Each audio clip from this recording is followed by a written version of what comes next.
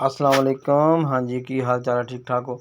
मैं इस टाइम मौजूद हाँ कमालपुर चक नंबर 183 रेवे ते ज़िला ननकाना। तो इत्थे जनाब असी आए हैं तो यह मौसम बड़ा ना ठंडा जा हो गया। ठंडा इस तरह हो गया अचानक नेरी बदल काला शाह बदल आ गया जनाब। है देखो मस्जिद का मीनार नज़र ते पिछे काला काला बदल है। तो ये जनाब असी छत ते बाहर निकले जरा मौसम इंजॉय करने वास्ते। तो मौसम बड़ा प्यारा होया जी। तो उधरों जनाब ठंडी ठंडी हवा चली है, नेरी चली है। तो उस तो बाद जनाब मौसम है थोड़ा बदल शदल आया तो हल्की हुल्की बारिश भी हो गई। जिवें बारिश खत्म हुई आ तो शाम का मतलब टाइम हो गया। तो असी जनाब काफ़ी मौसम ने इंजॉय किया। तो उस तो बाद शाम हुई तो असी निकल पे कि यार असी चलीए जरा बाहर घूमन फिरन वास्ते। थोड़ा जिहा पेड़ च गेड़ा गुड़ा दिता तो न्हेरा हो गया। तो मतलब क्योंकि बारिश बुरिश थोड़ी थोड़ी हुई सी, मौसम काफ़ी ठंडा सी। इत्थों जनाब असी फिर निकले आ गए देखो थोड़े सामने बड़ा प्यारा मौसम है। उत्ते ठंडी हवा चल रही है, बदल काला शाह देखो है कैसा प्यारा मौसम बनया। तो इस तो बाद असी जनाब चले तो कहते जी चौधरी सदीक दे नाल कि असी चौधरी नूर अकबर नाल मुलाकात करनी सी।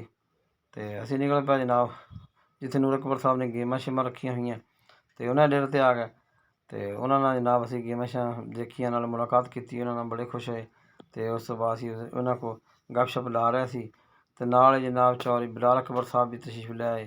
तो वह भी जनाब बड़े खुश होए। तो तकरीबन इस टाइम रात के 9 बज चुके थे। तो बड़ी गपशप लाई उन्होंने। तो गेमां के बारे उन्होंने सानू गेमां भी चला के दिखाइयां। तो यह गेमां तुहाडे सामने देखो यह गेमां चला के सानू दिखा रहे हैं। तो दस्सिया कि इस तरह गेमां फुटबॉल गेम सी। दूसरे पासे बच्चे लगे जनाब दूई गेम ते एक गेम बंद पई है। तो यह बच्चे लगे सी गेमां खेल रहे हैं। इन्हां नाल भी असी गपशप लाई तो हाल चाल पुछया। तो बड़ा मज़ा आया जी गपशप लाई। तो उन्होंने गेमां के बारे च दस्सिया सानू काफ़ी बरीकी नाल ब्रीफ किया सानू। तो चौधरी बिलाल अकबर ने भी चौधरी नूर अकबर ने। तो असी जनाब उस तो बाद गेमां के बारे च तसल्ली नाल मतलब असी भी थोड़ा थोड़ा हत्थ हुत्थ मार के देखिया गेमां नूं। तो बहरहाल असी कदे ज़्यादा खेड़ियां नहीं। तो बस जी बड़ा मज़ा आया, बहुत शुक्रिया जी।